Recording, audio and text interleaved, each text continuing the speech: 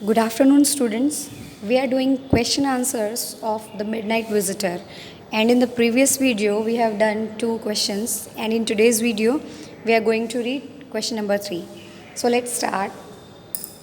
What idea do you form of Ausable from your study of the story The Midnight Visitor? आपने जो story पढ़ी है The Midnight Visitor, उससे आपका ऑसिबल के बारे में क्या आइडिया है, मतलब आपने क्या विचार बनाए हैं उसके बारे में, क्या सोचते हैं आप उसके बारे में।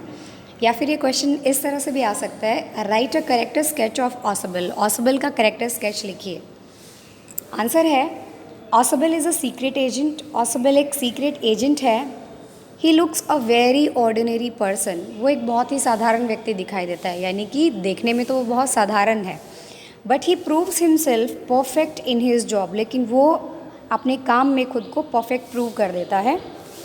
Max enters Ossible room.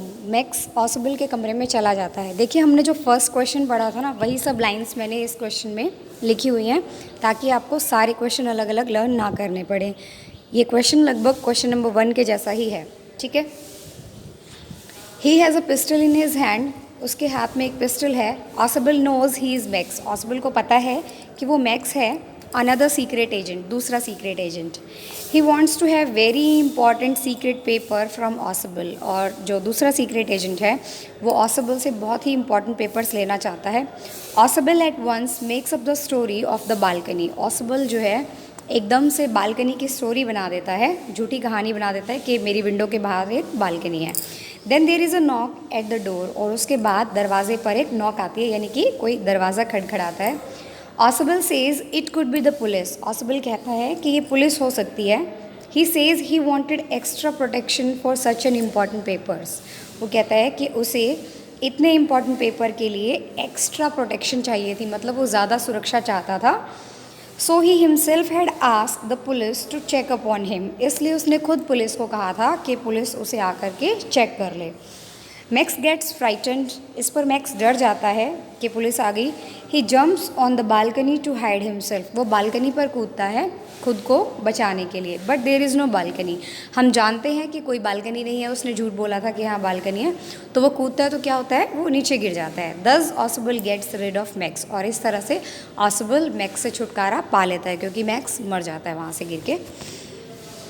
Question number 4 is what makes you think max was a careless and foolish fellow. आपको ऐसा किस बात से लगता है कि मैक्स जो है वो एक केयरलेस यानी लापरवाह और फुलिश यानी कि मूर्ख व्यक्ति था। Right a character sketch of max. या फिर ये क्वेश्चन आपका इस तरह से भी आ सकता है कि मैक्स का करेक्टर स्केच लिखिए। ये बहुत इंपॉर्टेंट क्वेश्चन है।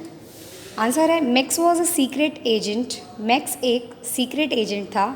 But he was in fact a foolish person. लेकिन वास्तव में वो एक मूर्ख व्यक्ति था। He wants to get an important paper from Ossible. वो ऑसिबल से बहुत ही इंपॉर्टेंट पेपर लेना चाहता है। He enters Ossible room. वो ऑसिबल के कमरे में चला जाता है। He thinks he can have papers by threatening Ossible. उसे लगता है कि वो ऑसिबल को धमका करके उससे पेपर ले सकता है।